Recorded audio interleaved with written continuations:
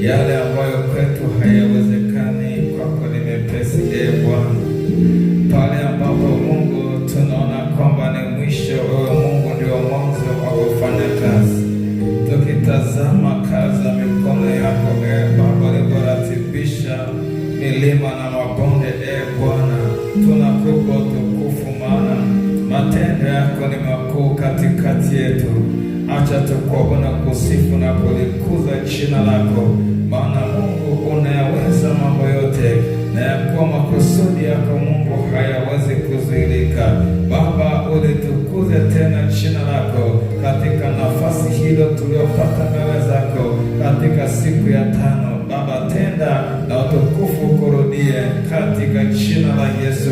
Hata watumishi wanaofuatilia Facebook, Bwana, watoka katika nchi ya Tanzania na mipaka yake ndani ya mikoa mbalimbali, Bwana, lakini hata wale wanaofuatilia nje ya nchi ya Tanzania katika bara la Afrika na Marekani na Ulaya, Mungu, mkono wako unaodhihirika hapa watembelea watoto kila mahali wanapofuatilia mafundisho haya, na wakatukuze kila eneo katika jina la Yesu. Amen. Amen. Amen. Mshangilie Bwana Yesu, maana siku zote ni mwaminifu. Hizo maiki zisirudi kwanza. Msirudi kwanza. Bwana Yesu asifiwe.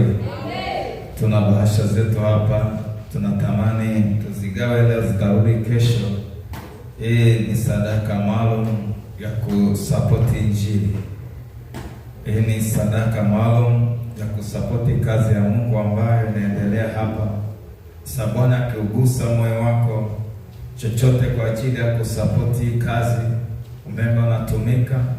Kama leo umeme umekatika, tumechukua generator, kuna petroli na nini. Kwa hiyo kwa kadri tunavyosapoti kazi ambayo tunabarikiwa, lakini kazi ya Mungu inasonga mbele. Ndio naomba kwa ajili ya bahasha. Baba, katika jina la Yesu Kristo wa Nazareti, Mungu uliye hai, ninashukuru kwa ajili ya vyombo hivi, Bwana, kwa ajili ya kuwekea sadaka, kwa ajili ya kusukuma kazi yako isonge mbele. Baba, katika jina tunaviweka wako vyombo kwa damu ya Yesu.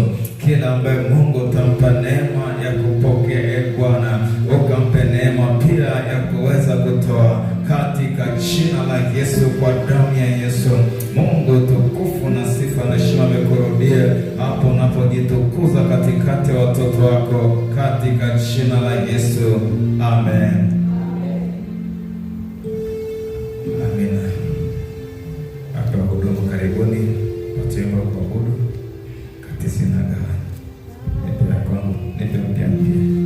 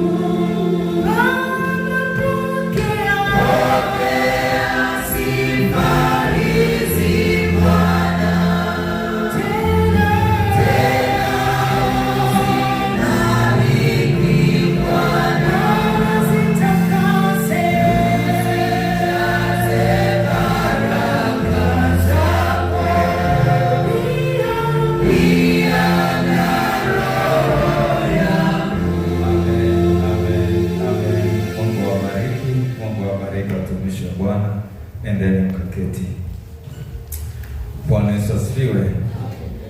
Na kweli namshukuru Mungu aliyetupa neema ya siku nyingine ya tano Tumekuwa hapa kwa siku 4 mfululizo, na leo Mungu ametupa neema, ni siku yetu ya 5. Kwa kweli ni neema ya Mungu kutusaidia kufika hapa. Bwana Yesu asifiwe. Amen. Sasa muda wetu umesogea. Tamani tuende moja kwa moja kwenye somo la siku ya leo. Lakini kwa wale ambao tulikuwepo jana tumepata kitu cha kutusaidia kama waombaji. Tumepata kitu cha kutusaidia kama waombaji. Kina mshukuru Mungu aliruhusu nguvu zake jana zituhudumie, na tunza kile ambacho Mungu amekiachilia kwako, na kikupe hatua nyingine tena ya maombi. Bwana Yesu asifiwe. Amen. Leo tunaangalia nafasi katika kuomba na mamlaka. Nafasi katika kuomba na mamlaka. Nafasi katika kuomba na mamlaka. Nafasi katika kuomba na mamlaka. Bwana Yesu asifiwe. Amen. Sasa hiki ni kitu muhimu sana kwako kama muombaji na kwangu kama muombaji. Katika ulimwengu wa roho, unapoingia kufanya chochote ulimwengu wa roho, huangaliwi wewe, bali kinachoangaliwa ni wasifu wako. Ndio maana kuna vijana fulani wa kuhani mkuu walipita, wakaona Paulo na kemea mapepo, wakasema hii dili inatufaa. Wakasema tunapokemea pepo kwa Yesu anayehubiriwa na Paulo. Sasa mapepo yakawauliza, Paulo tunamfahamu, Yesu tunamjua, ninyi ni akina nani? Sasa si kwamba hayakujua ni watoto wa kuhani, ila walichosema nafasi yenu ninyi kutokemea ni ipi? Sasa katika maombi, ili tumuone Mungu na kile tunachojifunza hapa kitokee kwako, lazima jifunze kukua kwenye maombi. Hii ni lazima sana. Jifunze kukua katika maombi. Sasa kukua katika maombi sio kukaa kwenye maombi kwa muda mrefu, kwamba umekaa kwenye maombi kwa miaka 7, miaka 8. Hapana. Ni kiwango cha kumjua Mungu kwenye eneo la kuomba na kufanyia kazi kila ambacho umemjua Mungu kwenye kuomba. Ndio maana Mungu ameruhusu tupate semina hii. Lengo si tu kwamba tuombe, ila tuwe aina ya uombaji. Tukue katika maombi. Sasa katika ulimwengu wa roho, tunapoingia kwenye nafasi ya maombi, tunaingia kwenye nafasi ndogo sana katika ulimwengu wa roho. Unaweza ukaomba ukaona matokeo, lakini unakuwa kwenye nafasi ndogo sana katika ulimwengu. Kwa mfano, tumia lugha nyepesi tunaweza kuelewa. Kwa unaweza ukaingia ukaomba ukiwa mtoto katika ulimwengu wa roho wa maombi, na mtoto anaambiwa omba lolote utakalo utatendewa. Huyo ni mtoto katika kuomba. Lakini unapopiga hatua kidogo, unaambiwa neno la Kristo likiwa ndani yako, omba lolote utakalo utapewa. Sasa huyo anaambiwa omba lolote utapewa. Akikuwa kidogo anaambiwa sasa neno la Kristo, Kristo akiwa ndani yako nao ukiwa ndani yake na neno lake likiwa ndani yako, omba lolote utakalo utatendewa. Lakini ukitoka kwenye hiyo hatua nyingine nasema, unapoomba ninyi saleni hivi: Baba yetu ulio mbinguni, jina lako litukuzwe, ufalme wako uje, na mapenzi yako yatimizwe duniani kama mbinguni. Huyo ni mtu mzima katika maombi. Haleluya, haleluya, haleluya.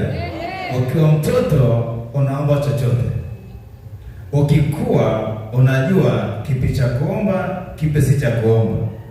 Ukikua vizuri huombi chochote unachokijua kinafaa, isipokuwa unatafuta ni nini yaliyo mapenzi ya Mungu kwenye kile niombacho.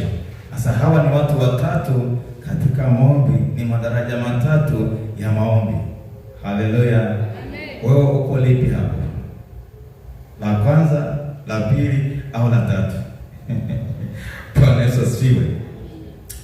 Miaka kadhaa nyuma, labda 7 au 10, wakati bado niko mtoto kwenye maombi, naendelea kukua kidogo kidogo, ni mtoto sana kwenye maombi, nilichukuliwa ulimwengu wa roho, nikapelekwa, nikafikishwa mahali fulani, kuna madhabahu.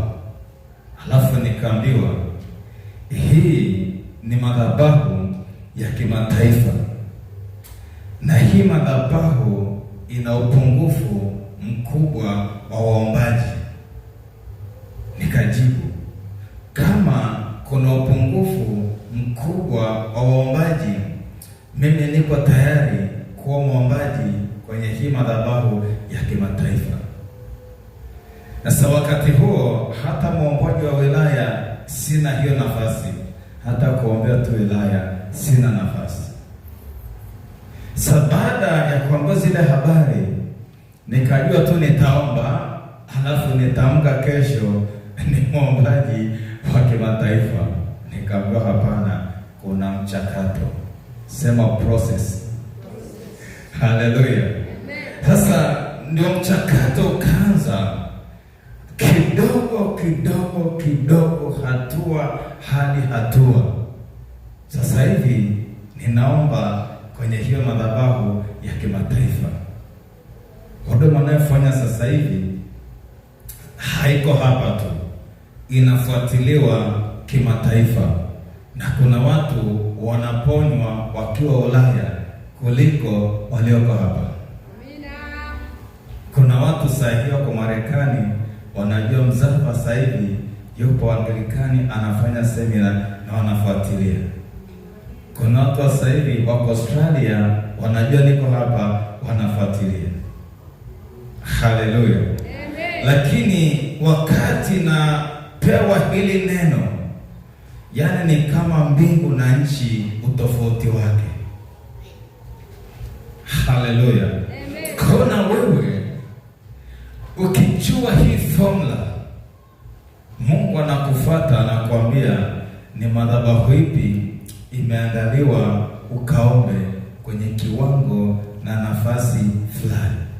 Alafu mchakato wa kwenda unaanza, sababu Mungu anatangaza mwisho tokea mwanzo, alafu mchakato wa kwenda mwisho unaanza.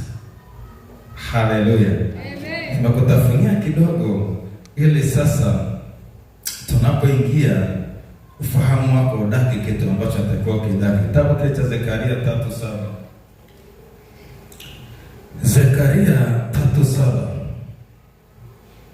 Zekaria 3 na mstari ule wa 7.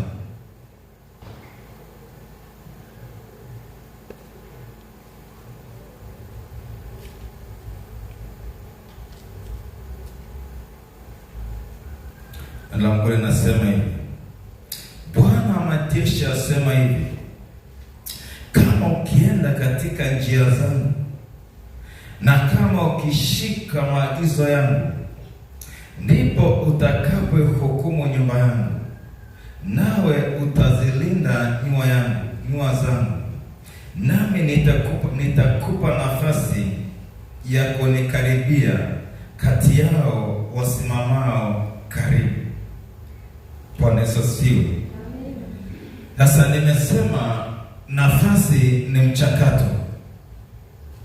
Asaba nasema kama ukienda katika njia zangu na kama ukishika maagizo yangu, anasema ndipo. Kwa hiyo ndipo haiji mpaka kuna kitu umekichukulia hatua. Sasa haya mambo hatupeani tu mezani. Huwezi tukapewa kirahisi, lazima kuna vipimo na masharti na vigezo vinazingatiwa. Haleluya waombaji. Amen. Bwana sio waombaji. Amen. Anasema ukitii sheria zangu na maagizo. Msingi wa somo letu unasema namna hii haitoki isipokuwa kwa kufunga na kuomba. Anasema mkiwa na imani kama punje ya haradali, mtawaambia mlima toka nenda kule, nao tatii. Anasema hakutakuwa na neno lisilowezekana kwenu.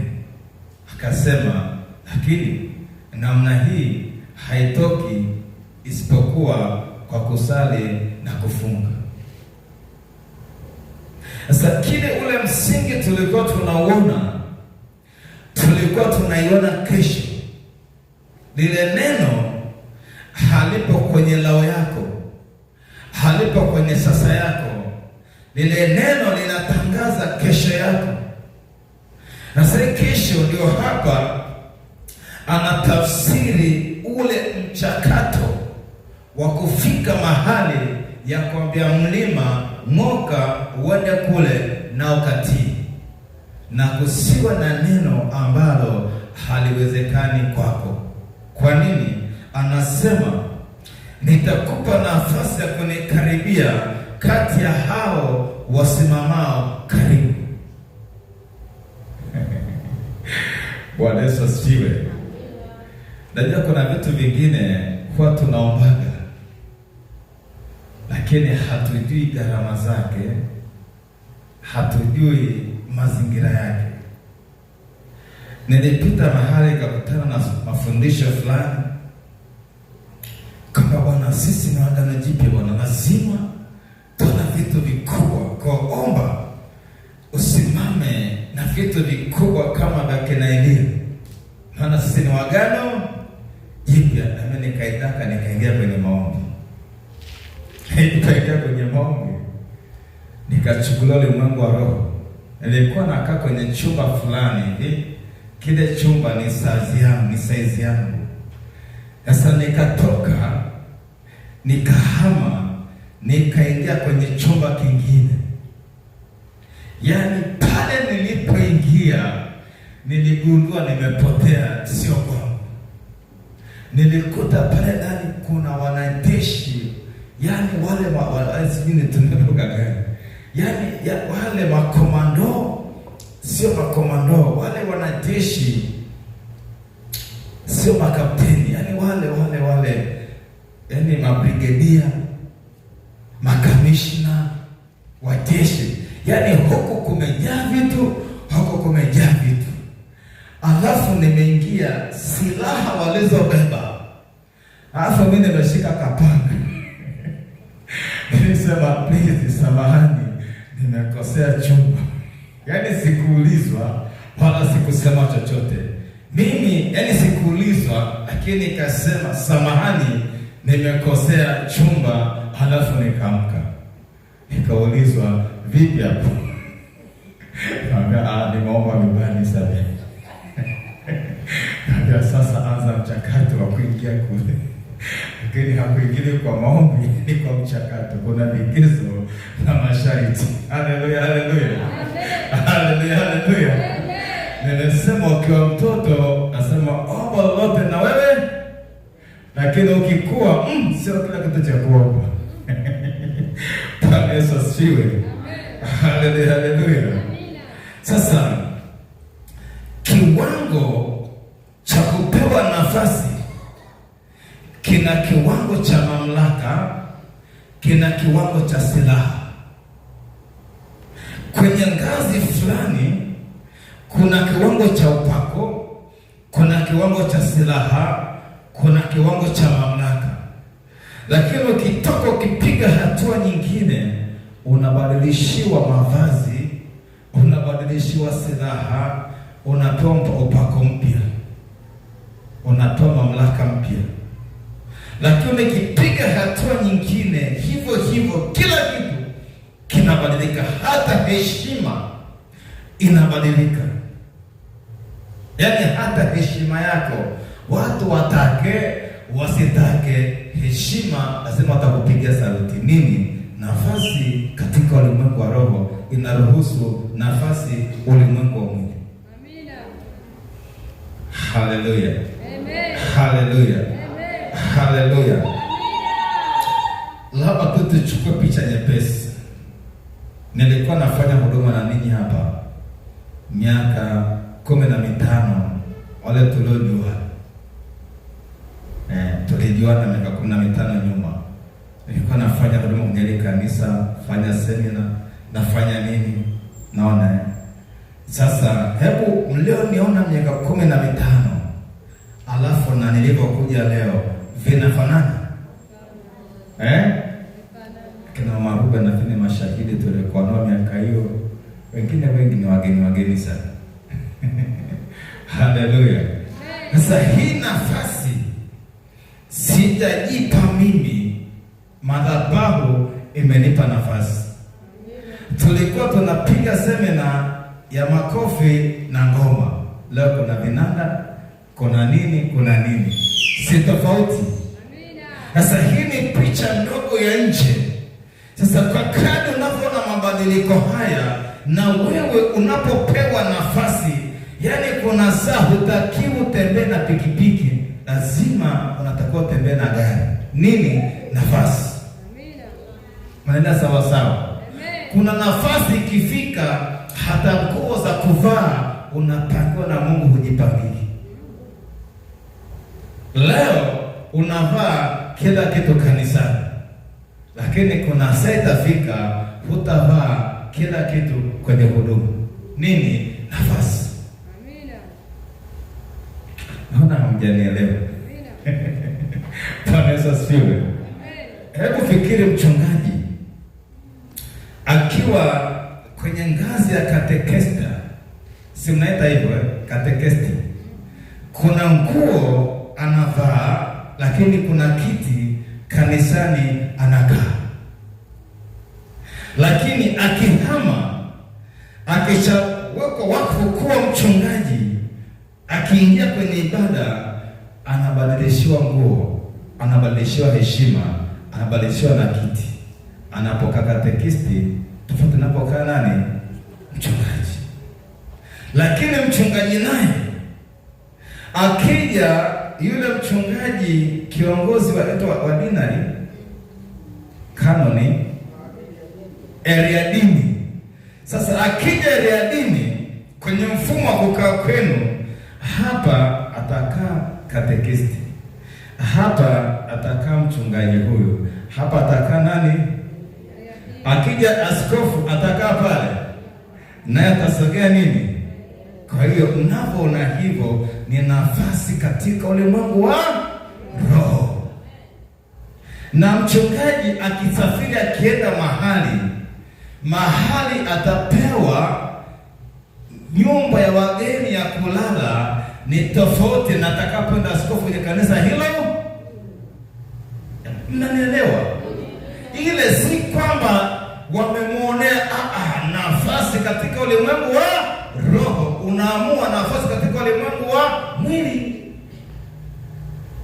Bwana Yesu asifiwe. Kwa hiyo sasa Mungu anaposema ukitii sauti, maagizo na maelekezo yake, nitakupa nafasi. Kwa nafasi nimekupa picha rahisi ya mwilini, kwamba katika ulimwengu wa roho nafasi ikichipuka, Kuna vitu ambavyo vinabadilika, unataka hautaki, vitabadilika katika ulimwengu wa roho, maana Mungu anakupeleka hatua nyingine, na ile hatua ina heshima yake na neema yake. Bwana Yesu asifiwe. Amen. Kitabu cha Wafalme wa kwanza 17, Wafalme wa kwanza 17 moja, alafu tenda 18 moja, alafu 41:45. Wafalme wa kwanza 17 mstari wa kwanza, alafu taruka Wafalme wa kwanza 14 mstari wa kwanza, alafu tenda Wafalme wa kwanza 18:41 hadi 47. Tasoma vipengele vitatu tofauti, alafu tutapata kitu ambacho kitatusaidia juu ya nafasi katika ulimwengu wa roho, nafasi ya mwombaji na mamlaka. Mstari wa kwanza unasema hivi: basi Eliya Mtishbi wa wageni wa Gileadi akamwambia Ahabu, kama Bwana Mungu wa Israeli aishivo, ambaye ninasimama mbele zake, hakutakuwa na umande wala mvua miaka hii ila kwa neno langu. 18:1. Tutaenda hapo kwa 18:1 anasema, ikawa baada siku nyingi neno la Bwana likamjia Eliya katika mwaka wa 3 kusema, enenda ukajionyeshe kwa Ahabu, nami nitaleta mvua juu ya nchi. Tena 41 hadi 44.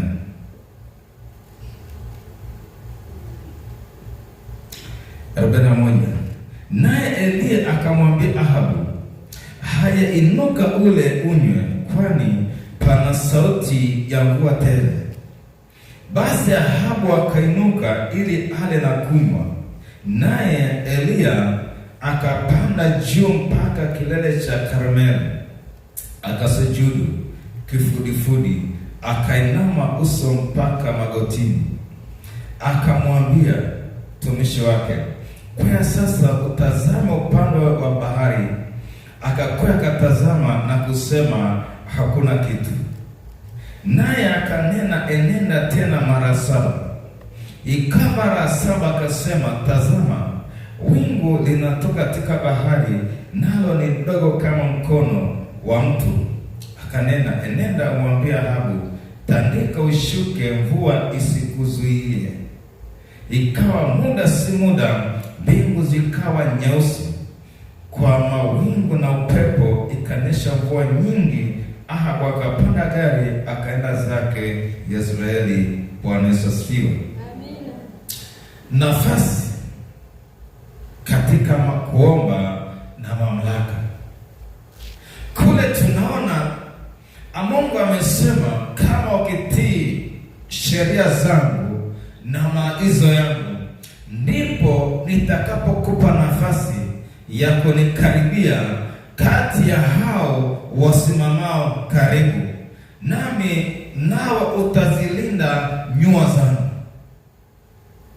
Sasa hapa tunaona matokeo ya Eliya kutii sheria za Mungu na maelekezo ya Mungu. Amepewa nafasi ya kusimama mbele za Mungu. Nasema, kama Bwana aishivyo, ambaye mimi nasimama mbele zake, hakutakuwa na mvua kwa miaka hii wala umande ila kwa neno langu. Wajua mistari unaweza ukaisoma kirahisi na ukaenda ukaomba kirahisi na usijue uzito wa haya maombi na kiwango cha mamlaka ya haya maombi. Mungu alikuwa ndani ya Eliya akifanya kazi na Eliya, akienda kila mahali na Eliya. Wana mahusiano mazuri, wana mapatano mazuri, Anaposema Eliya, amesema Mungu wa Eliya ndani yake. Anasema hakutakuwa na mvua ila kwa neno langu. Leo tungesema Eliya ana kiburi. Kwa nini hakusema kwa neno la Bwana ila kwa neno lake? Ana kiburi.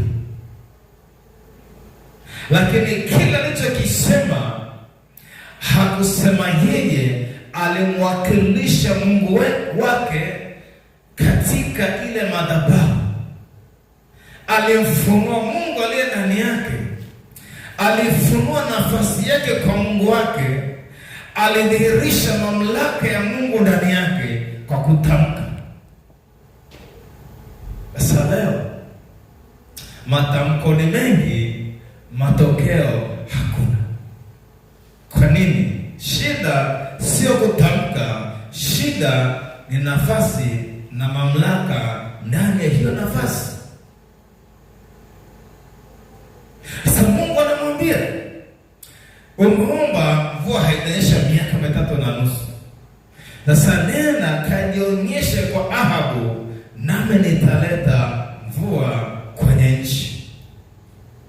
Ameenda, amekutana na Ahabu, mvua haijanyesha. Ameingia kuomba mvua inyeshe mara ya kwanza, hakuna mvua, hakuna ishara. Kasimama kuomba mara ya pili, hakuna mvua, hakuna ishara. Kaingia tena kaomba mara ya 6, hakuna mvua, hakuna ishara. Nikuulize swali, ungekuwa wewe ungefika mara 7? Kwa nini? Ungesema labda ile sauti sio Mungu, ni akili zangu. Lakini neno la msingi linasema, mkiwa na imani kama punje ya haradali, mtamwambia mlima ng'oka uende kule, na utatii.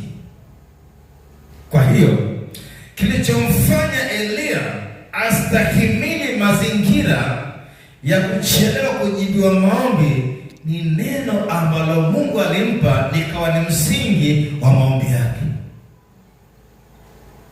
Lile neno, enenda kwa Ahabu, maana italeta mvua juu ya nchi. Alihakiki ni Mungu, alithibitisha ni Mungu. Kwa hiyo alienda akiwa na uhakika 100% kwamba Mungu amenituma na hajawahi kuniangusha. Kwa hali yoyote kitaeleweka, mvua itanyesha.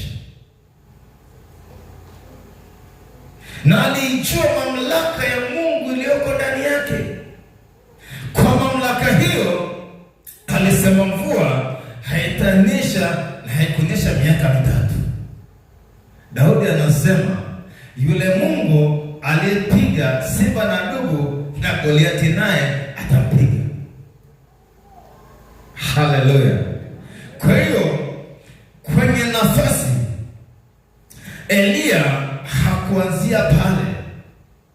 Eliya alipita kwenye michakato ya hatua. Hatua moja ilibeba hatua nyingine. Kwa ile kama alikuwa ni hatua ya 7 ya viwango vya madaraja huduma yake. Kwa hiyo alikuwa na mtaji ambao Mungu ulimpa stamina ya kuendelea kuomba mpaka mara 7, na akaanza kuona dalili ambazo zamwambia Ahabu aondoke, maana mvua itamzuia. Haleluya. Amen. Hali ya kanisa. Amen. Hali ya kanisa. Amen. Sisi tunafelia wapi? Kwenye kuitii sheria ya Bwana na kwenye kutii maagizo yake, ndipo tunapofelia. Ndipo tunapofelia kwenye kutii maagizo. Maana sema ukitii sheria zangu na maagizo yangu, ndipo kuna kiwango cha mamlaka haikui, kwa sababu kutokutii sheria. Haleluya, haleluya. Mungu aliniambia juzi, nenda nyumbani kwenda ukaombe, kafunge siku 7. Kati ya vitu nilivyoshanga sana kwenye yale maombi, nilichukuliwa ulimwengu wa roho, nikaambiwa kupitia maombi haya umepewa nishani, umepewa nishani hii na ufalme wa Mungu. Nilitetemeka, kasema tokeaje? Sitakuambia, una watu wakisikia kitu anakibeba mtaani lakini nikaambiwa kwa kutii na kukaa mbele za Bwana kwa siku hizi 7 kwa uaminifu mnyenyekevu, ufalme wa Mungu umekupa nishani hii. Nikavalishwa nishani ulimwengu wa roho, na bado kidogo utaiona ulimwengu wa mwili. Haleluya. Kilitokeaje? Nilitii maagizo, nilitii ile sheria ya Bwana katika mazingira magumu ambayo kiakili isingewezekana. Kuna wewe, changamoto yako sio kuomba, changamoto yako sio ili upewe nafasi. Kuna viwango vya kutii, na hivyo viwango vya kutii, kwa nini unashinda kutii? Si jambo jepesi ambalo utalibeba kiakili au kwa hiari. Biblia nasema hivi, atakaye kunifuata aiangamize nafsi yake, alafu ataipata, lakini atakayeona nafsi yake ataiangamiza. Lakini nasema atakaye kunifuata aubeba msalaba wake anifuate siku zote. Wewe msalaba ukibeba masaa mawili ni mengi, umeshautoa siku nyingi. Ukibeba msalaba masaa 3 ni mengi, ushaona Yesu msalaba wako siwezi. Kwenye ili upo nafasi kuna kulipa gharama. Sema gharama. Kuna kulipa gharama. Na hapa ndipo tunapofilia. Na ufalme wa Mungu ulivyo, ili uende hatua nyingine kama muombaji, unapewa mtihani. Ukifaulu umevuka mambo ya pili, lakini ukifeli unabaki ngazi hiyo hiyo. Mwakani unatembelewa tena. Ulifeli mwaka jana, tumekuja tena mtihani huo hapo. Ukifeli tena unaambia baki hapo hapo, utakutana tena mwakani. So wakati unapozidi kufeli, unabaki eneo moja kwa muda mrefu. Haleluya. Labda nikwambie tu lugha nyepesi kabisa, nyepesi ambayo ni rahisi kuelewa. Ukiona huduma yako inakubalika na watu wote, kuna mahali umekwama. Yaani ukiona kila mahali wanasema kwa kweli, wapagani kwa kweli, walokole kwa kweli, wachungaji kwa kweli, wakati ujio umekwama mahali, mwambie Yesu, nimeangukia wapi kiutumishi? Ila huduma ikipita kwenye kama upanga, I say, unavita kushoto, unavita kwa watumishi wenzako kabisa. Haleluya. Tena tumeombea hapa waimbaji. Sasa atakayeanza kuchomoka kutembea na hayo mafuta ndio wa kwanza kupata vita kwa wanakuwa tuliombea jana hapa. Hamjanielewa? Hivi vita ya Yusufu ilikuwa ni ya wachawi. Vita ya Yusufu ilikuwa ni ya wachawi. Alipoota ndoto, alipotoa tafsiri, vita inasema huyu jamaa ataka ni ndugu watumwa baba. Akasema haiwezekani, tufanye mpango wa kumuua. Kwa hiyo Bwana akikupa kibali, akianza kuweka vitu ndani yako, vita ya kwanza ni ya wale wa karibu. Haweza kuwa mume wako, haweza kuwa mke wako, haweza kuwa mtumishi mwenzako, haweza kuwa mchungaji, haweza kuwa mama mchungaji, lakini sio hawa. Haleluya, haleluya. Haleluya, haleluya. Haleluya, haleluya. Niseme kidogo. Amina. Haitakuwa chungu kidogo. Haitakuwa chungu kidogo. Kuna wakati huyu Happy mnayemwona hapa, Happy Mgomba, ilikuwa ni ngumu kufanya nami huduma kutoka hapa kwenye kanisa lenu hili. Mlikuwa mnamsagia mnambamiza, lakini leo kaja amekuwa baraka kwenu. Haleluya, haleluya. Sasa miaka ile ungefeli pale, ungebaki hapo hapo. Maana ilinuka vita ya kutosha. Uwezo ukafanya huduma na mzava wakatuacha hapa. Au kwa sababu jengo letu sio zuri, kipindi kwa ile pale. Kwa sababu jengo letu sio zuri, unapenda wakawachaga, makanisa mazuri. Sio unapenda vitu. Mlikuwa mnambamiza kweli kweli. Analia machozi, anafuta kesho yuko. Lakini sasa hivi amekuwa baraka ya kanisa la kweli. Amen. Sawa sawa. Yaani mgeni wake jana akasema nitaleta viti vingapi?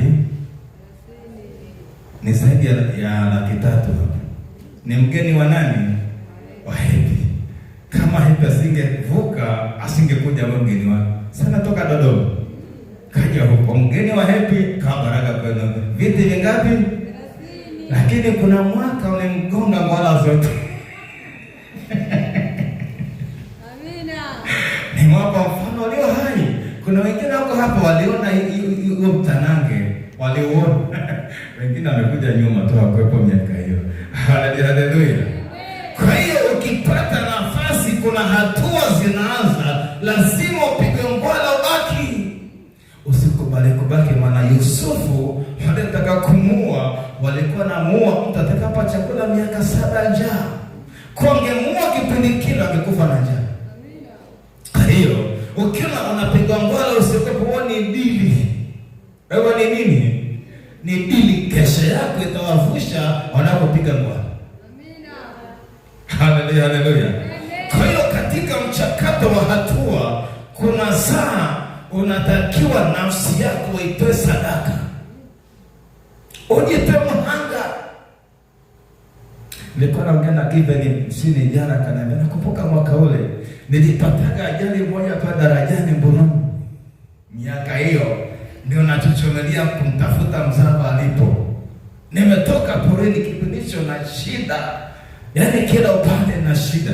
Sema kila upande ulikuwa na shida. Nilikuwa sina Given ni shahidi. Msema tukipi mzava unamjua, sema mwacheni tu taringe na huyo Yesu wake. Na mjua alikotoka. Nikaa miaka 10-15 kule nyuma. Nilikuwa naenda porini, nimeenda natafuta kwa tuna semina pale KKT, sasa natafuta angalau nipate mkate wa watoto. Kwa nimeenda kule mbugani, nilipakia mzigo wa kutosha, kuni, yaani zile kuni kwa ni mzigo wa kubeba mtu. Lakini na roba la mkaa chini, nimepiga shogi juu kuna kuni. Nimeshika daraja la zamani lile. Mtu kaja kanigusa kidogo tu, nikajiona huyo ninapoane, niliona ninapokufa taratibu. Haleluya. Kulikuwa kuna ngema pale, daraja kwa kule na ngema kidogo zimenuka kidogo hivi. Sasa taribu nigusa, nikayumba, nilikuwa nimepanda kwenye kangema ti. Kama nimeinama hivi sasa, naangalia maji kule chini. Nilipokuwa naangalia maji, ghafla yani kanikuta ni network ikafutika. Yaani network ikafutika sasa ile. Kajabu na nimeshakufa. Nikajikuta sipo. Sasa nakuja kupata phone, nasikia kuna watu wanaongea. Jamani, si kitu gani? Nastuka. Hivi niko hapa. Kimetokea nini? Nakuja kustuka, nakuta nimening'inia. Sasa pale ndio kuna bomba la maji inapeleka kule Kilimanjaro. Nimelishika, nimening'inia. Wakati nashuka, nilikuwa nimetangulia chini, huo mzigo uko juu yangu. Lakini ukageuza ukaenda chini, nikabaki juu. Niliona huduma malaika siku ile. Amina. Haleluya, haleluya. Sasa nimeshika juu, alafu cha ajabu, yaani huo mtikisiko, yaani iliisha, nilibaki na boxer. Suruali iliisha, mashati yaliisha. Kwa mtanange, mimi sifiki yote. Natoka pembeni. Nikaanza watu akanivuta mbele, jamani najielewa sana, niguruza kwenye ukuta. Nivuteni pembeni. Nikavutwa juu, halafu nikapelekwa pembeni. Bahati bana mzee Malekea mkorongo pale akawa anapita na gari yake pale. Kijana vipi ndio mzee ajabu. Basi wakanichukua, akanipeleka. Ule mzigo zilibeba basikeli mbili. Na zimeelemewa. Basikeli ile ilipiga kwenye mwamba, tani ilikuwa 8. Kaja mabaharia wakaingia chini ya maji, wakatoa kuni, wakatoa mkaa, wakatoa basikeli. Mimi hapa nimepelekwa nyumbani. Sawa. Lakini sikufa nini ndoto. Mbeba maono hafi. Na usikubali kufa kama mmoja timia. Sasa hiyo miaka nilikuwa namuona Harrison ajaye. Nilikuwa namtafuta kwa gharama zote. Kwa kufunga na kwa kuomba. Mungu ameniambia wewe yule pale na ufike. Nilijiona hapa miaka 20 nyuma. Na bado sijafika. Yaani hapa nipo 15%. Bado ngapi? 85. 85 ikishajaa huko sitakuja tena wapenda. Kwa mpate injili ya mwisho. Mtaiona tu Facebook. Kini huko tena. Hamtaniona. Maana nafasi haitaruhusu kuja hapa. Sawa. Hivi rais atakuja tu hapa kirahisi hapa kwenye tarafa yenu. Akija huku kuna shughuli special. Haleluya. Kwa natamani ifike hatua Mungu anipe nafasi iliyo kubwa zaidi ya hii. Yaani nikiwa na mkutano mmoja watu 40,000. Sasa uwanja 40 hapa upo mchungaji.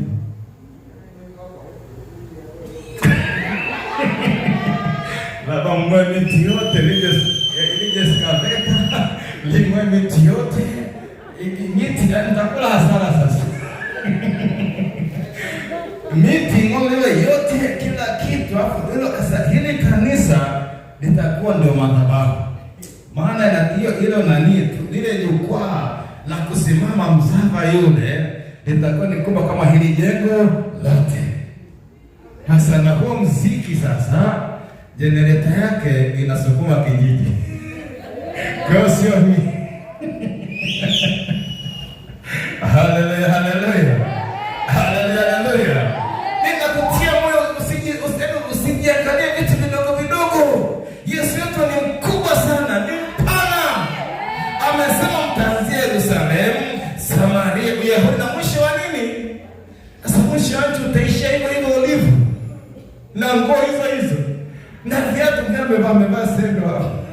Na hizo sendo utafika mwisho wa nchi. Mwisho wa nchi utavaa sendo, utavaa viatu tena, ni viatu special vya juu unatembea kwa nidhamu. Unavaa kwa nidhamu. Alafu kuna mabodyguard kushoto, kuna wengine kulia. Haleluya. Lakini wako ile timu pia kukuombea. Yaani hawa wote ni timu ya kumuombea tu. Yule give ni ajali. Yaani semina yote ni waombaji wake. Haleluya. Kwa hiyo Mungu wetu ni mkubwa kiwango hicho. Lakini tumefika tu tumejikadiria kama vipanzi. Yaani tumejifanya vipanzi. Yesu wetu ni mkubwa. Amina. Yesu wetu ni nini? Ni mkubwa. Amesema natakuwa mwende mpaka mwisho wa nchi. Sasa mwisho wa nchi ni viwango. Ni viwango vya juu pendwa. Ninatendekani tu na kutembelea. Yaani lilo dogo na milioni 60. Yaani gari la kutembelea mtumishi huyo given kwenda kwenye huduma gari ya milioni 60. Yaani hilo ndio gari la kwenda dukani. Na milioni ngapi? 60. Sasa haya maono huwezi ukaenda kilele mama. Lazima utii maelekezo ya Mungu wako. Elia hakufika kirahisi pale. Kuna viwango alipita kwenye moto wa jangwani. Akapimwa unasema kweli sana amestahili aingie. Na hiyo ni haki yako. Yaani kuna vitu vikubwa ndani. Huwa ni mwombaji mkubwa. Nataka kuambia madhabahu kubwa. Yaani ukisimama ukisema Bwana asema, aise hakuna kesho, hakuna kesho kutwa. Imeshakuwa watakutafuta. Maana leo nisema mvua inyeshe ila kwa neno langu. Kwa hiyo kama Elia angesema hapo akafa, sijingetokea nini? Maana alifunga na hakuna kufungua. Kwa Mungu anataka pate watu ambao hizi ni siku za mwisho. Utendaji wa nguvu za giza kwenye viwango vya juu sana. Utendaji wa shetani ni wa viwango. Lazima Mungu apate watu wa viwango kutisha hizo nguvu. Sasa jamani wapendwa wangu, sasa kanisani mnasali na wachawi na waganga wa kienyeji, wala hawastiki na mtumishi kwa kanisani. Inatakiwa ifike saa, yaani mahali ulipo tu umekaa, mapepo kushoto na kulia yanalipuka yenyewe. Hivyo viongo takatofikia hivyo. Yesu alikuwa akipita tu mapepo yanalipuka yenyewe. Kivuli cha Paulo, yaani Paulo anapita, kivuli kikipita, mwenye pepo kikimgusa imekula kwake, pepo linachomoka.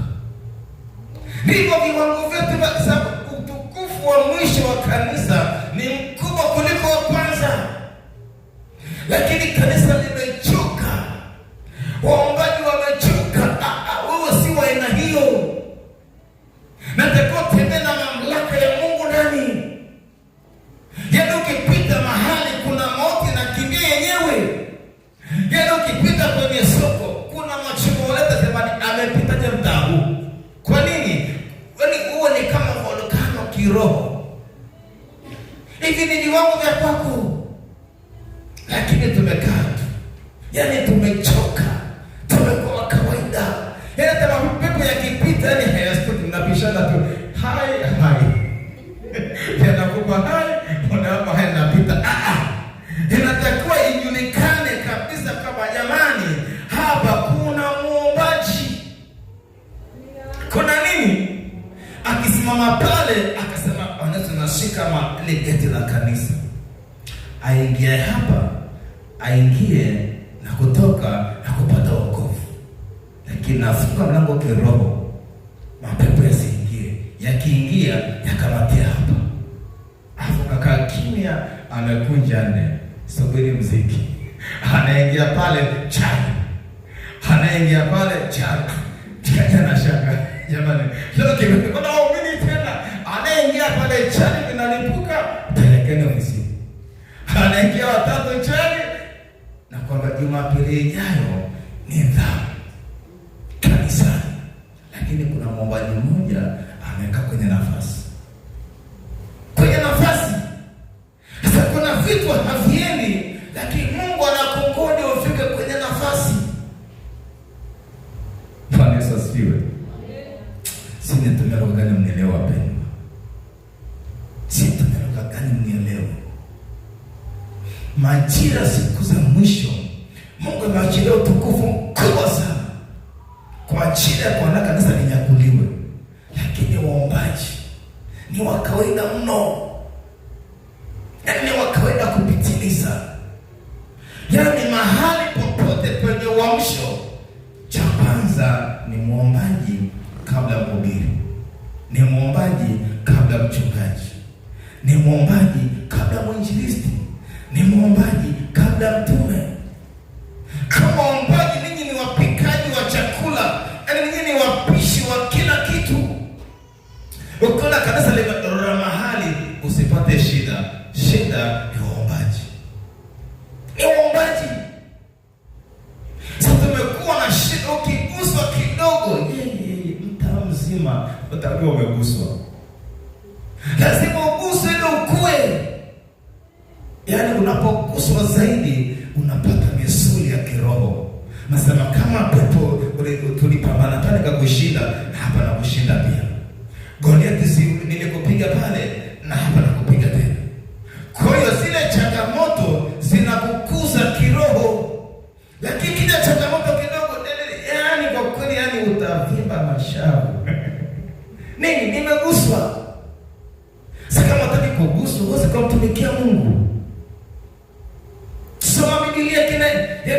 ujue utumishi ni nini, soma habari za Musa.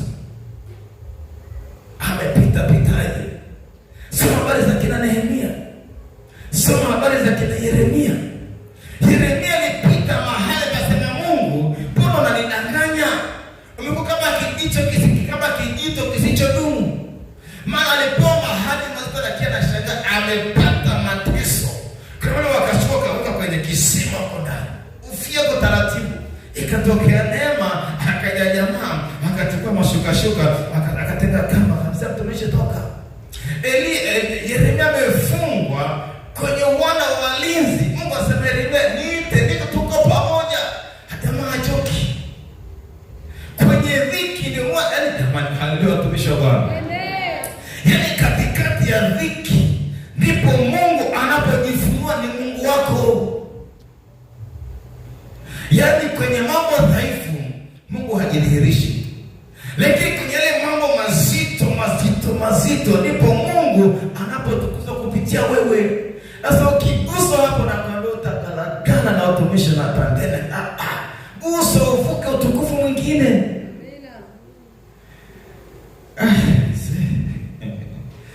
Yana sina tisini niongea lugha gani? Akinaongea na waombaji.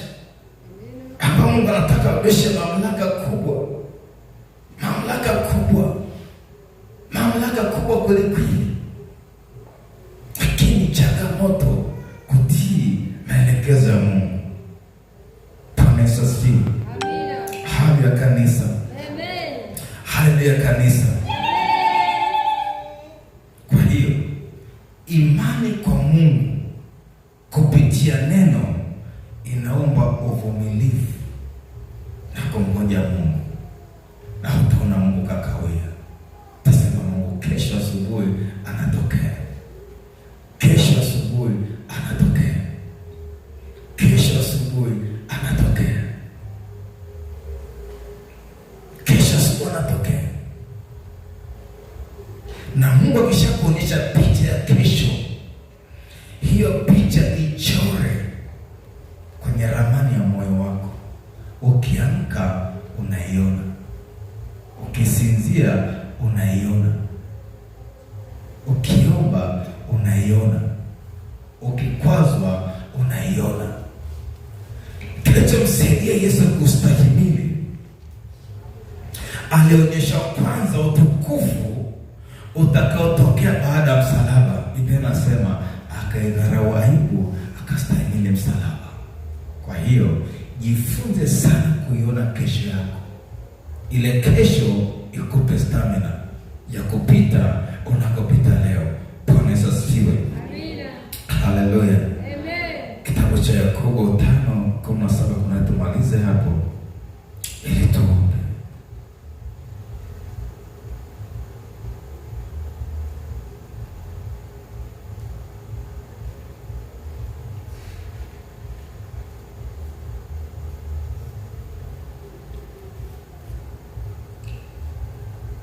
Yakobo 5:17 hadi 18. Elia alikuwa mwanadamu mwenye tabia moja na sisi.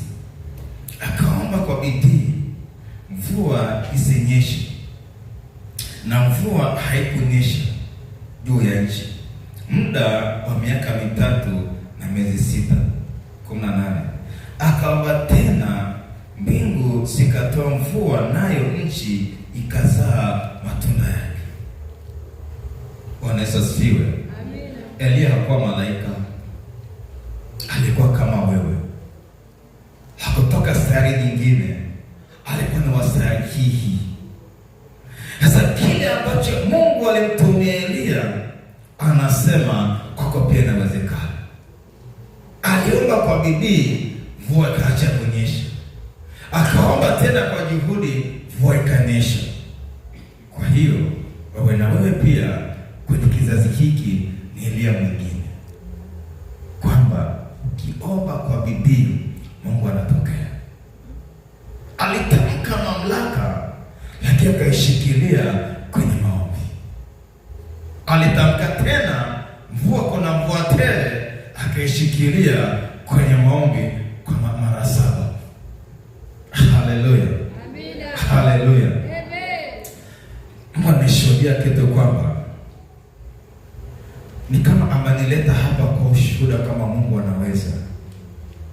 Bwana Yesu asifiwe. Amina.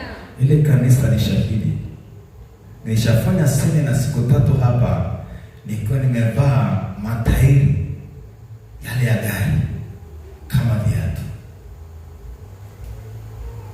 Kanisa hili kipekee lilikuwa liko pale.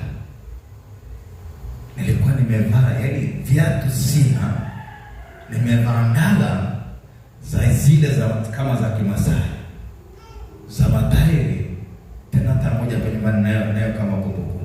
Moja ilipotea, kimoja ndani. Nilifanya semina hapa, ilikuwa siku 3 hivi. Nakumbuka Happy ndio akatoa wazo kwa watumishi wale, jamani, kwa hali hii tununulie viatu. Wakachanga pesa, wakanunulia nini? Viatu. Tena Beni Kimei nenda kununua. Kwa hiyo mimi kwako ni ishara kwamba Mungu anaweza. Unisikia sawa sawa? Mimi kwako ni ishara. Na nimekaa nikishikilia hii madhabahu kwa miaka kadhaa. Mzako unayemwona hapa amepigwa kwenye maombi. Nimekuwa kwenye maombi ya moto yasiyokuwa na kunyamaza usiku na mchana. Mungu akiniambia bado kidogo, ng'ang'ana, utazaliwa, ng'ang'ana, itatokea. Fikiri sasa hivi vyombo vya huduma ambavyo navyo nikiunganisha vyote ni kama milioni 19. Vifaa vya huduma vyote ni zaidi ya milioni 19. Hiyo simu naiona hapo ni milioni na laki. Hiyo simu naiona tu hapo milioni na laki ngapi? Sasa hii Mungu ameileta kuboresha kazi yake. Amina. Na nisikia sawa sawa. Amen. Kwa hiyo na wewe usijikatie tamaa. Hata kama unajiona Mungu bado yupo, anaishi. Amina. Ukisimama kwenye madhabahu yake, wewe nao kuna nafasi yako umeandaliwa, utawekwa, utakaa hapo ndani. Hata tunasema tumemwona Mungu kupitia Amarobe. Tumemwona Mungu kupitia fulani. Nini? Ng'ang'ania kama Elia, pale atakutukuza. Haleluya. Tusimame juu.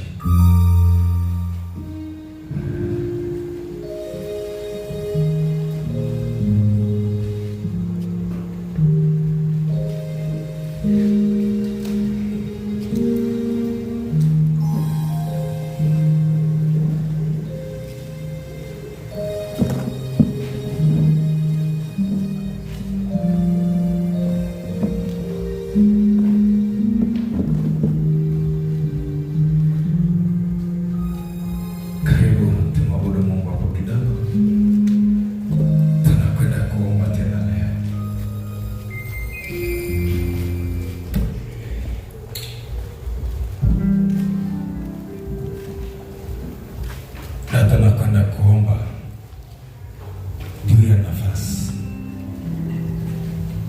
Mwambie Mungu, kuna nafasi umeniandalia. Na mwambie Mungu akuonyeshe kesho yako. Tunakwenda kuomba kwa ajili ya kesho yetu. Mwambie Mungu, kuna nafasi umeandaa kwa ajili yako. Natamani hiyo nafasi unipe. Kuna nafasi kama mwombaji Mungu alishaiandaa.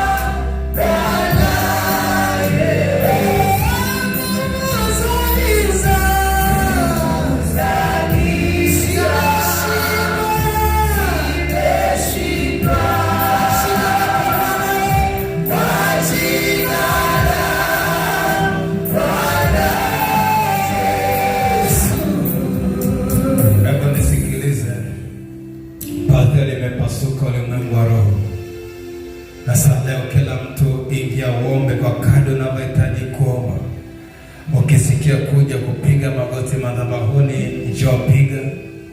Ukisikia kuomba, yaani unavyojisikia rohoni binafsi, unatamani kama ulipoteza nafasi ya Mungu, nipe nafasi mara ya pili. Unatamani kuomba kitu mbele za Bwana. Mbingu zimeshafunguka, ulimwengu wa roho. Kwa hiyo tunakwenda mbele za Bwana kwa kuomba. Mimi nakuombea kadri ulivyosikia na kuelewa, omba mbele za Bwana. Mwambie tu Mungu, mimi niko hapa, ni Elia mwingine. Niko tayari kufuata maelekezo yako.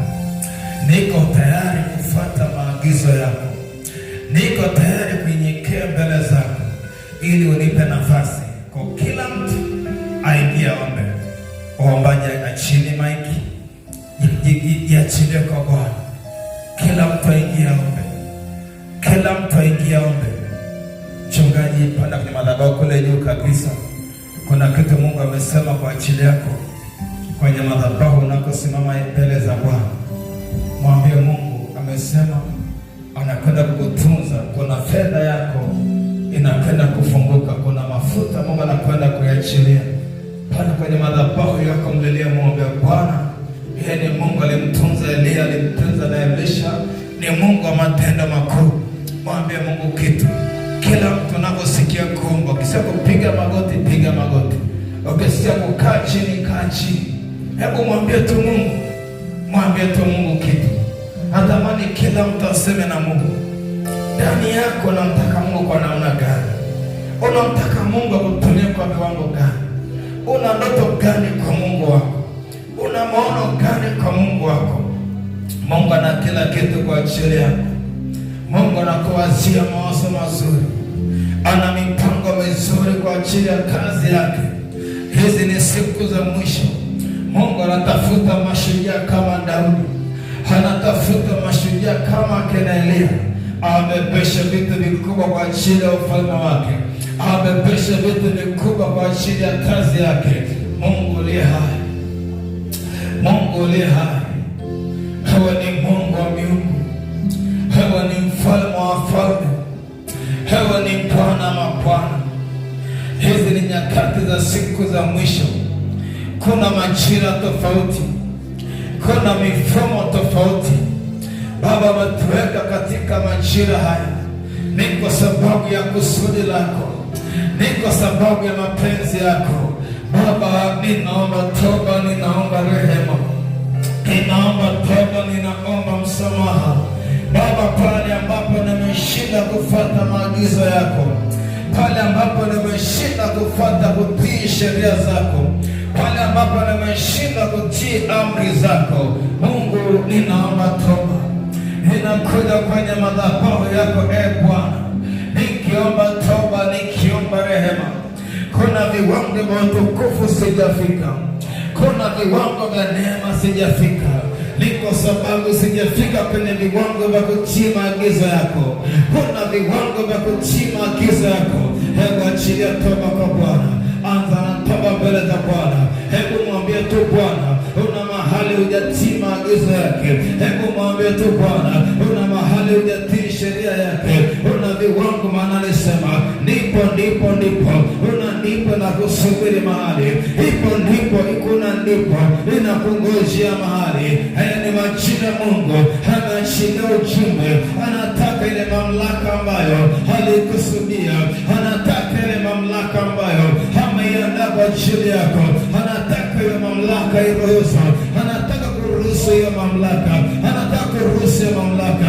Anaangalia toba yako, anaangalia unyenyekevu wako. Umefika hatua fulani, bado kuna viwango vingine. Umefika viwango fulani, bado kuna viwango vingine.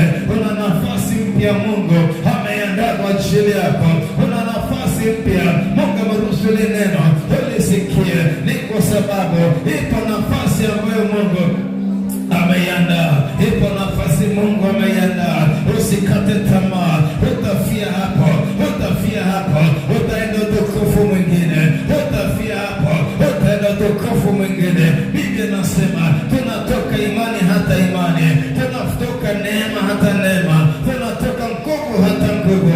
Mungu ameachilia ujumbe kwa sababu kabisa wa mapenzi yake kabisa. Mungu ataka kuvushe uende viwango vingine, uende viwango vingine. Hebu mwambie mtu kitu, mwambie Mungu kitu leo, mwambie Mungu kitu leo. Unajua umeangukia wapi? Hii ni siku binafsi ya kusema na Mungu wako. Umeshinda kutii maelekezo yake, umeshinda kutii amri na sheria zake. Una vitu vimeponya ulimwengu wa roho.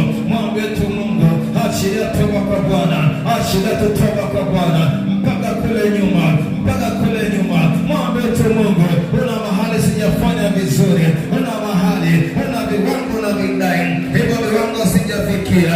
Una viwango vya neema, una vihitaji Bwana vidirike kwangu, lakini sijafika Bwana, sijafika Bwana. Mwambie Mungu, nakuhitaji tena, nakuhitaji tena, nakuhitaji tena.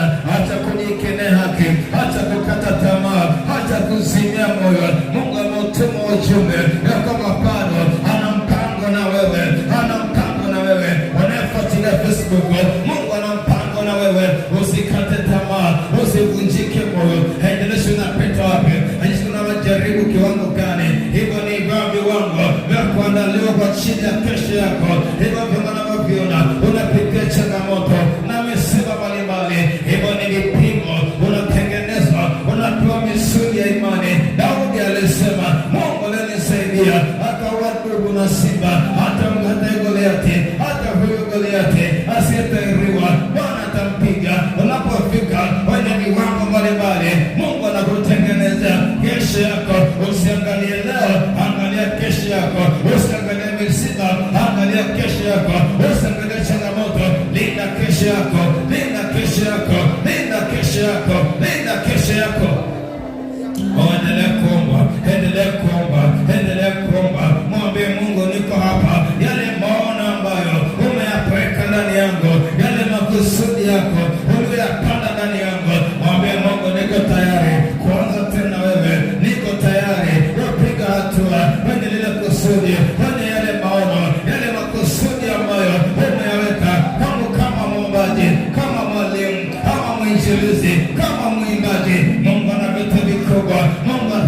kuita uishi hapo, unapelekwa utukufu hadi utukufu, unapelekwa neema hata neema, unapelekwa imani hata imani, unapelekwa nguvu hata nguvu. Mwambie Mungu leo, mwambie Mungu leo, Mungu hawahi, Mungu hakawii, bado iko neema kwa ajili yako.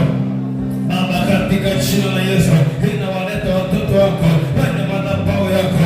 Umeweka vitu vya thamani, umeweka vitu mbalimbali vya thamani ndani yao. Wanapita kwenye vita, wanapita kwenye majaribu, wanapita kwenye misiba. Mungu ndiye hai, watie nguvu tena leo, watie nguvu tena leo. Imarisha viuno vyao, imarisha hatua zao, watie nguvu tena. Ile picha ambayo uliwaonyesha, ile picha rejeshe tena, maana Mungu unatangaza mwisho tokea mwanzo. Naomba Bwana, ile kesho yao Mungu, naomba ikachipuke kopya, warudi tena kwenye nafasi, warejee tena kwenye nafasi, watoke hatua hadi hatua, utukufu hadi utukufu. Maana Bwana, Yusufu ulipomtangazia mambo makubwa, vita iliinuka, vita ya mauti ya kutafuta kuwa alichobeba iliinuka vita, lakini Yusufu alilinda maono, Yusufu alilinda maono.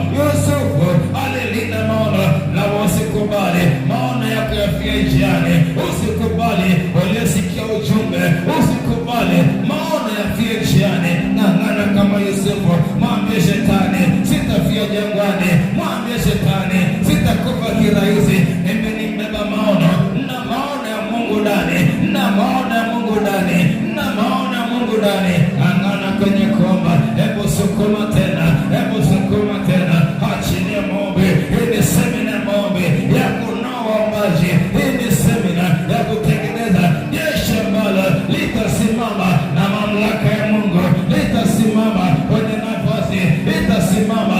Utafunga, hakuna funguaye, utafungua, hakuna fungaye. Maana Mungu amesema, nimewapa mamlaka, mtafunga, hakuna funguaye. Chochea maombi, mwambie Bwana, narejea kwenye nafasi. Inaomba leo hatua mpya, inaomba leo neema mpya. Nikwambie kabisa, nafasi ikikuwa na baraka zinaongezeka, nafasi ikikuwa heshima inakuwa, neema inaongezeka, upako unaongezeka, baraka zinapanuka. Maana nafasi imebeba baraka zako, nafasi yako ina heshima ndani. Ile nafasi, ukienda kwenye nafasi Mungu aliyokupangia, ile nafasi ina heshima yake, hiyo nafasi ina baraka zake. Mwambie Mungu, leo nimekuja kwenye madhabahu yako, niko tayari, unipeleke hatua nyingine, unipeleke hatua nyingine kwenye maombi, unipeleke. Mwambie Bwana akusaidie kumwelewa, akusaidie kuelewa njia zake, kuelewa mapenzi yake, kuelewa mashauri yake, katika jina la Yesu. Endelea kuomba. Una kitu kinazaliwa, una kitu kinazaliwa. Ujumbe ni kwa ajili yako, ujumbe ni kwa ajili yako. Umesikia hizi habari, Mungu anapeleka viwango vingine, viwango vipya vya maombi, viwango vipya maombi. Ni majira ambayo utasukuma hiyo huduma, utanyamaza hiyo huduma, utaisukuma, hautanyamaza mpaka umeona matokeo, hautanyamaza mpaka uone utukufu hadi utukufu, neema hata neema. Yusufu hakukubali kunyamaza, hata ilipotokea vita akapeleka kwa Asgore. Alisema ni hatua ya maono, alipopewa gerezani akasema ni hatua ya maono. Usiogope hata kama kwenye jaribu lolote unapitia wakati huo, hiyo ni hatua ya maono, ni hatua ya safari. Hiyo ndio nauli ya kuendea hatua nyingine. Haya majaribu yasikuvunje moyo, hiyo ni hatua ya kwenda tukufu mwingine, hiyo ni hatua ya kwenda ngazi nyingine, katika jina la Yesu, katika jina la Yesu. Mungu akutie nguvu, Mungu akutie nguvu tena, Mungu akutie nguvu tena. Uende viwango vingine, uende viwango vingine, uende viwango vingine, katika jina la Yesu. Mungu akutie nguvu tena. Zile baraka ambazo zimezuiliwa na shetani na miungu, leo nazifungua kwa damu ya Yesu.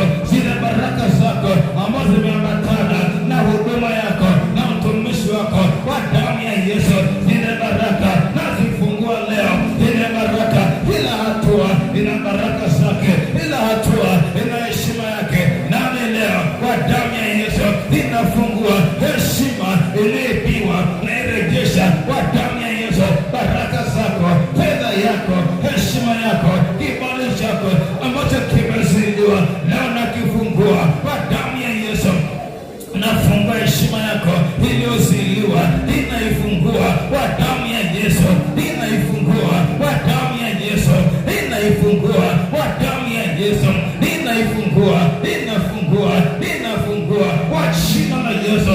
Mizimu, mapepo majini, achilia tumishi wa Bwana, achilia huduma zao, achilia utukufu, ule utukufu uliokusudiwa. Mungu akupe, Mungu awachilie kwako, uone neema ya Bwana, uone utukufu mpya katika jina la Yesu, katika jina la Yesu. Usiogope, Mungu yupo pamoja na wewe, usiogope, maana Mungu alikuwa na Yusufu nyumbani kwa Potifa. Bwana alikuwa na Yusufu nyumbani kwa Potifa. Usiogope kwenye hilo jaribu unapopita, hiyo changamoto ya uchumi, changamoto ya watoto, changamoto ya ndoa, changamoto ya imani. Bwana yuko hapo hapo, anasema usiogope mwanangu, niko pamoja na wewe unapopita, niko pamoja na wewe, usiogope. Elia hakuacha kuomba, aliomba mara ya kwanza mvua hakuna, akaendelea kuomba. Mara ya pili akaomba tena, mara ya saba akaona ishara, akasema Bwana amekwisha kutenda. Aliona mvua hata kabla ya kuomba. Nawe imani yako ijenge, imani yako ijenge. Mungu akisema imani yako ijenge ndani, muamini Mungu. Mazingira yasikuvunje moyo, mazingira yaliyo kwenye macho yako yasikuvunje moyo, umri wako usikukatishe tamaa. Bado Mungu anaishi. Mungu apime kwa muda, apime kwa majira. Mungu ni Mungu, anabaki kuwa ni Mungu katika jina la Mungu aliye hai. Chilia watoto wako, uachilie watoto wako waone neema yako, waone nguvu zako, waone jina lako katika jina la Yesu. Tuna Mungu aliye hai. Amen. Shangilie Bwana Yesu. Shangilie Bwana Yesu.